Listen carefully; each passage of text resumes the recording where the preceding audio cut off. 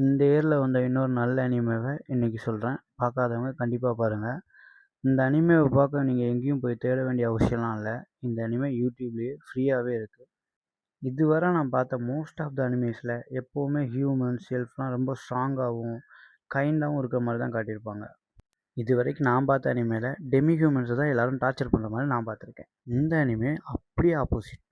இங்கே என்னென்னா ஹியூமன்ஸ் எல்லாம் வேஸ்ட் மாதிரியும் ஒரு குப்பை மாதிரியும் பார்ப்பாங்க.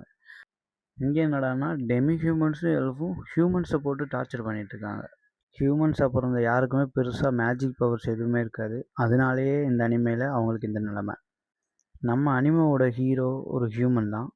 அவன் அட்வென்ச்சர் ஆகணும்னு அவன் ஃபேமிலியிலேருந்து பிரிஞ்சு ஒரு டவுனுக்கு வரான். இவனுக்கு ஒரு பவர் இருக்கும். அந்த பவரோட நேம் வந்துட்டு அன்லிமிட்டெட் கச்சா. இந்த பவர் எப்படி ஒர்க் ஆகும்னா ஹீரோவால் ரேண்டமாக அன்லிமிட்டடாக கிஃப்டை கெயின் பண்ணிக்க முடியும். அட்வென்ச்சராக லைஃப்பை ஸ்டார்ட் பண்ண ஹீரோ ஏதோ கொஞ்சம் காசு சம்பாதிப்பான். அதையும் 2 டெமி ஹியூமன்ஸ் வந்து அடித்து பிடிங்கிட்டு போயிடுவாங்க. கரெக்டாக அந்த நேரத்தில் அங்கே ஒரு டீம் வருவாங்க. அந்த டீமில் வந்துட்டு அந்த உலகத்தில் இருக்கிற 9 ரேஸ்னு சொல்கிற எல்லாருமே அந்த டீமில் இருப்பாங்க, எக்ஸப்ட் ஹியூமனை தவிர. அந்த டீமில் இருக்கிற ஒரு எல்ஃப் நம்ம ஹீரோட்ட வந்து, நீ என் டீமில் ஜாயின் பண்ணிக்கோ, எங்கள் டீமில் வந்துட்டு ஒரே ஒரு ஹியூமன் மட்டும்தான் மிஸ்ஸிங், நீ ஜாயின் பண்ணிட்டேன்னா எங்கள் டீம் வந்துட்டு ஃபுல்ஃபில் ஆகிடும் அப்படின்ற மாதிரி கேட்குறான். ஹீரோவுமே ஓகேன்னு சொல்லி ஜாயின் பண்ணிக்கிறான். ஹீரோ ரொம்பவே நல்லவன். அந்த டீமில் இருக்க எல்லாருக்குமே முடிஞ்சவரை ஹெல்ப் பண்ணுறான். டீ போட்டு கொடுக்குறான், இவங்களுக்கு வந்துட்டு திங்ஸ் எல்லாம் தூக்கிட்டு போக ஹெல்ப் பண்ணுவான்.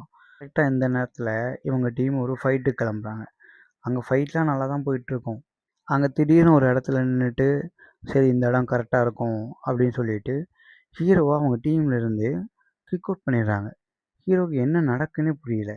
இவங்கெல்லாம் இப்படி ஏன் பண்ணுறாங்கன்னு பார்த்தா, இவங்களோட ஹையர் அத்தாரிட்டி யாரோ ஹீரோவுக்கு கிடச்சிருக்கிற பவர் வந்துட்டு கொஞ்சம் வியர்டாக இருக்குது, ஒரு வேளை இவன் மாஸ்டராக இருக்கிறதுக்கும் வாய்ப்பு இருக்குது, ஸோ இவனை கொன்றுங்க அப்படின்னு சொல்லி இவங்களுக்கு ஆர்டர் கொடுத்துருக்காங்க.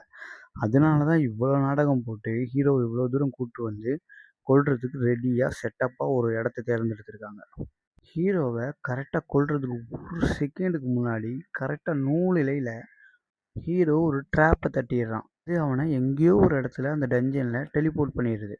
டெலிபோர்ட் ஆனது தான் ஆனால் அவன் அந்த டஞ்சனோட லோவஸ்ட் ஏரியாவுக்கே போயிடுவான். அங்கே நம்ம ஹீரோ முன்னாடி ஒரு பீஸ்ட் ரெடியாக நின்றுட்டுருக்கோம்.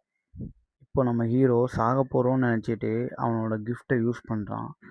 நம்ம ஹீரோக்கு கிஃப்டாக ஒரு செம க்யூட்டாக ஒரு பொண்ணு கிடச்சிருக்கு. அந்த பொண்ணு என்னென்னா அந்த பீஸ்ட்டை பேப்பர் மாதிரி பிச்சு எறிஞ்சிருவா. ஹீரோ ஆல்ரெடி முடிவு பண்ணியிருப்பான், இவங்க எல்லாரையும் என்னை கொல்ல ட்ரை பண்ண எல்லாரையும் நான் ரிவெஞ்ச் எடுக்க போகிறேன் அப்படின்னு. கரெக்டாக இது நடந்து 3 வருஷம் கழிச்சு இவனுக்கு நாங்கள் ஒரு ஆர்மியே இருக்குது, ஒரு கிங்டமே க்ரியேட் பண்ணி வச்சுருக்கான். என்னடா இது, ஃபஸ்ட் எபிசோடில் அடி வாங்கிட்டு இருந்தவன் இப்போ ஒரு ராஜா மாதிரி மாறிட்டானே அப்படின்னு தோணும். நல்லா ட்ரைனிங் எடுத்து ரிவெஞ்ச் எடுக்கிறதுக்கு ரெடியாக இருக்கான். இந்த அனிமே வீக்லி ஒரு எபிசோடுன்னு ரிலீஸ் பண்ணிகிட்ருக்காங்க. ஆன்கோயிங்கில் இருக்கிற அனிமே லிஸ்ட்டில் இதையும் வச்சுக்கலாம். பார்க்காதவங்க கண்டிப்பாக பாருங்கள். நல்ல அனிமே தான், மொக்க அனிமே நல்லா பார்க்கலாம். நெக்ஸ்ட் ஒரு சூப்பர் அனிமே சஜஷனோட சந்திக்கலாம். பாய்.